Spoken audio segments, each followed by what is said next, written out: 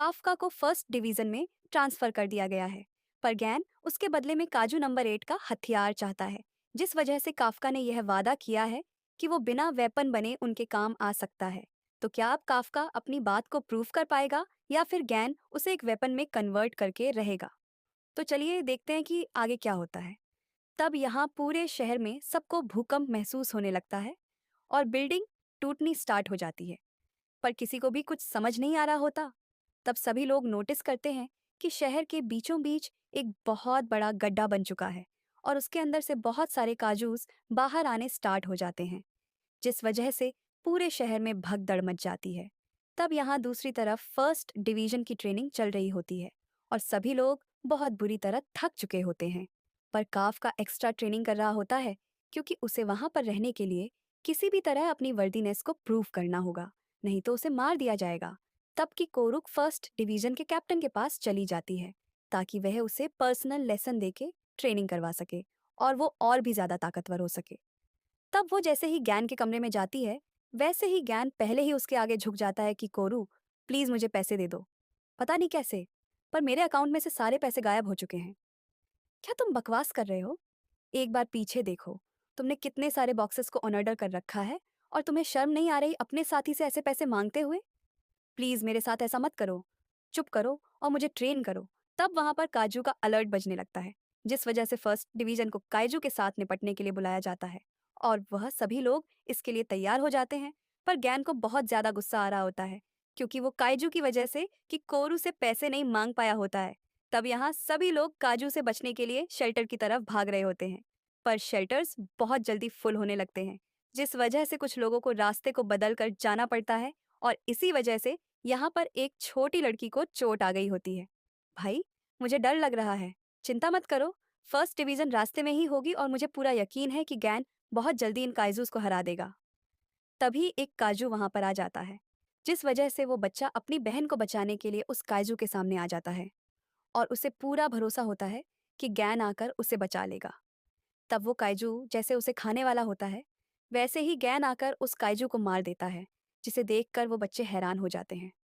ओए बच्चे, तुमने मेरे नाम के आगे कैप्टन नहीं लगाया, तो इसलिए अब तुम्हें इसकी सजा के तौर पर इंटरनेट पर कैप्टन गैन कूल है 10 बार लिखना होगा।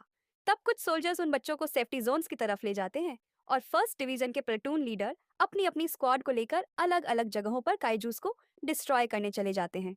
तब गए सभी को काइजूस को अपने हिसाब से मारने के लिए कहता है और उन्हें यह भी बताता है कि अगर कोई काइजू बच जाएगा तो वो लोग उन्हें न्यूट्रलाइजेशन जोन में भेज देंगे, जहां पर कि कोरू और काफका उन काइजूस को मार गिराएंगे ताकि गैनी यह देख सके कि वह दोनों कितने काबिल हैं। तब यहाँ हेडक्वार्टर्स में सभी लोगों ने सभी स्क्वाड्स के ऊपर नजर रखी हुई होती है और सभी लोग लोगों के बारे में जानकारी इकट्ठी कर रहे होते हैं ताकि उन्हें पता लग सके कि सभी लोग सही सलामत शेल्टर्स में पहुंच चुके हैं। तब सभी स्क्वाड्स काजूस पर हमला करना स्टार्ट कर देती हैं और कुछ काइजूस को न्यूट्रलाइजेशन जोन्स की तरफ भेज दिया जाता है, जहां पर कि कोरू अपना हथियार निकाल लेती है और एक आइजू को एक ही झटके में उड़ा देती है, जिसे देखकर सभी लोग हैरान हो जाते हैं। पर कि कोरू को अभी भी सेटिस्फेक्शन नहीं मिली होती, क्योंकि उसे एहसास हो चुका होता है कि वाइस कैप्टन शोशीरो उससे भी ज्यादा तेज है और कैप्टन मीना भी बहुत ज्यादा ताकतवर है, जिस वजह से वो और ज्यादा स्पीड और पावर से काइजूस को तबाह करना स्टार्ट कर देती है और कुछ ही टाइम में 3 काजूस को मार गिराती है, जिससे कि उसके बाकी मेंबर्स भी लड़ने के लिए एक्साइटेड हो जाते हैं और एक एक करके जल्दी से काइजूस को तबाह करना स्टार्ट कर देते हैं, जिससे कि बाकी स्क्वाड के अंदर भी जोश भर जाता है और वह भी काइजूस को जल्दी जल्दी मारना स्टार्ट कर देते हैं। तक की करू अभी भी काजूस को मारने में उनसे आगे होती है। तब फर्स्ट डिवीजन का वाइस कैप्टन इजी कहता है, गेन लगता है तुम्हारे फर्स्ट ईयर के मुकाबले ये तुमसे ज्यादा ताकतवर है। क्या तुम मजाक कर रहे हो? मैं इसे ज्यादा ताकतवर था। पर यह सब कुछ छोड़ो, यहाँ पर कुछ ठीक नहीं है। आन टाइप काजूस बहुत कम सरफेस पर आते हैं और यह भी तभी पॉसिबल होता है जब कोई टनल को खोदते हुए उन्हें ढूंढ ले, और ये पहली बार है जब इतने सारे एंड टाइप काजूस सरफेस के ऊपर आए हैं। आखिर का यहाँ पर चल क्या रहा है? काजूस बहुत अजीब तरीके से बिहेव कर रहे हैं और इससे तो मुझे थर्ड डिवीजन का बेस याद आ गया है। शायद तुम ठीक कह रहे हो और लगता है कोई और है जो कि पीछे से इन्हें ऑन ऑर्डर दे रहा है। तब और भी काजूस काफका की टीम की तरफ बढ़ने लगते हैं, जिस वजह से काफका डर रहा होता है और यहाँ हेडक्वार्टर्स में सभी लोग यह देखने के लिए काफी ज्यादा एक्साइटेड होते हैं कि अब काफका क्या करेगा। तब काफका की टीम लड़ने के लिए तैयार हो जाती है और काफका भी हिम्मत जुटाकर पार्शियली अपनी बॉडी पार्ट्स को काइल्जू में कन्वर्ट करने में सक्सेसफुल हो जाता है और आंट काजू पर हमला कर देता है। पर उसका हमला बिल्कुल भी इफेक्टिव नहीं होता। तब किसी को भी समझ नहीं आ रहा होता कि आखिरकार काफका पूरी तरह से काइजू में कन्वर्ट क्यों नहीं हो पा रहा है। मुझे लगा ही था कि मैं इसे पार्शियल ट्रांसफॉर्मेशन से नहीं हरा पाऊंगा, पर मुझे डर है कि अगर मैं पिछली बार की तरह आउट ऑफ कंट्रोल हो गया तो यहाँ पर बहुत सारे लोग खतरे में आ सकते हैं। पर इस टाइम मैं हेजिटेट नहीं कर सकता। मुझे आगे बढ़कर मीना के साथ खड़े होने की जगह बनानी होगी। तब काफ का ट्रांसफॉर्म होना स्टार्ट हो जाता है और पूरी तरह से काइजू एड में कन्वर्ट हो जाता है। पर तभी अचानक से उसकी ट्रांसफॉर्मेशन फेल हो जाती है और वो आर्ट काजू आकर उसे दूर पटक देता है, जिस वजह से काफ का बहुत ज़्यादा जख्मी हो जाता है।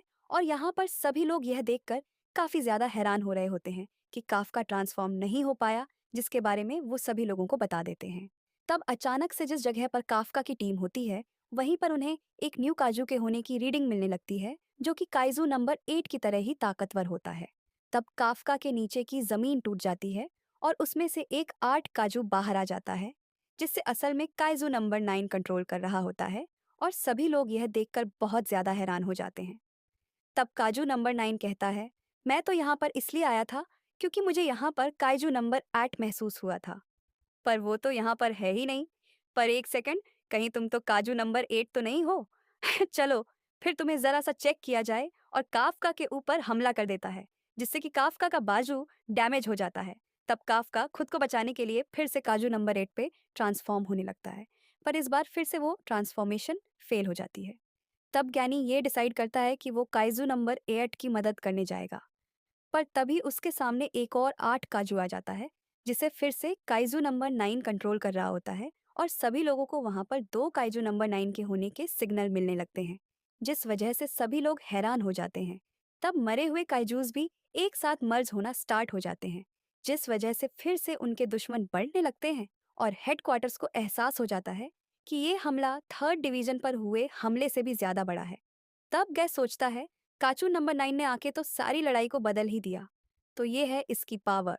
तब यहाँ काफका की टीम काजूस को ठिकाने लगा रही होती है और जैसे ही उन्हें पता चलता है कि काफका खतरे में है, तो वह काफका को बचाने जाने लगते हैं।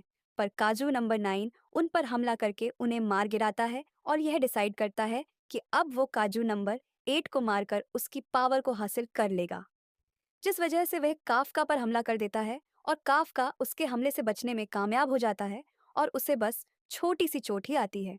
तब 8 काजू काफा पर हमला करके उसे दूर फेंक देता है। अगर इसके अटैक्स दिखाई ना दें तो इनसे डील करना तो सच में बहुत ज्यादा मुश्किल है। ये काजू नंबर 9 तो सच में बहुत ज्यादा डेंजरस है, तो इसीलिए मुझे इसे किसी भी कीमत पर हराना ही होगा। तब काफका फिर से ट्रांसफॉर्म होना स्टार्ट हो जाता है, पर वो फिर से फेल हो जाता है, जिस वजह से उसे समझ नहीं आ रहा होता कि आखिरकार वो ट्रांसफॉर्म क्यों नहीं हो पा रहा है। तब यहाँ हेडक्वार्टर्स में इतामी कहता है, इस तुम काजू नंबर 8 को बचाने नहीं जाओगे। मुझे पता है कि तुमने यही सोच रखा था ना कि जब काइजू नंबर 8 फिर से अपना आपा खो देगा तब तुम उसे रोकने जाओगे। पर याद रखो, जिस काइजू वेपन का यूज तुम करते हो उससे तुम्हारी लाइफ स्पैन कम हो जाती है, और ऊपर से तुमने उसे अभी अभी यूज किया है, और अगर तुमने अब उसे यूज किया तो तुम मारे भी जा सकते हो, तो इसीलिए अब तुम उसे बचाने नहीं जाओगे। तब काजू नंबर 9 काजू नंबर 8 पर हमला करने के लिए तैयार हो जाता है, पर तभी कियोरू आकर उसे बीच में से काट देती है। पर काजू नंबर 9 फिर से जुड़ जाता है। अब आखिरकार तुम कौन हो? तुम्हें मेरा नाम जानने की कोई जरूरत नहीं है, क्योंकि आज तुम मरने ही वाले हो। तब की कोरू अपनी सूट की पावर को बढ़ाने लगती है और यहाँ दूसरा काइजू नंबर 9 भी काइजू नंबर 8 को मारने के लिए वहां से जाने के लिए तैयार होता है। माफ कर देना, पर अभी तुम काइजू नंबर 8 को मारने नहीं जा सकते, क्योंकि तुम्हारे सामने एक कैप्टन खड़ा है। तब काजू नंबर 9 गेट पर हमला कर देता है, पर कैन बड़ी फुर्ती से उसके हमले से बच जाता है और सीधा काजू नंबर 9 पर हमला कर देता है। तब हेडक्वार्टर सभी लोगों की लड़ाइयों को देख रहा होता है और डायरेक्टर ईसाऊ सोचता है ये ट्रायल नेक्स्ट जनरेशन का है, तो उन्हें खुद इस चैलेंज को ओवरकम करना होगा। और गाइस, इसी के साथ ये एपिसोड खत्म हो जाता है। अब नेक्स्ट एपिसोड का लिंक आपके सामने आया होगा।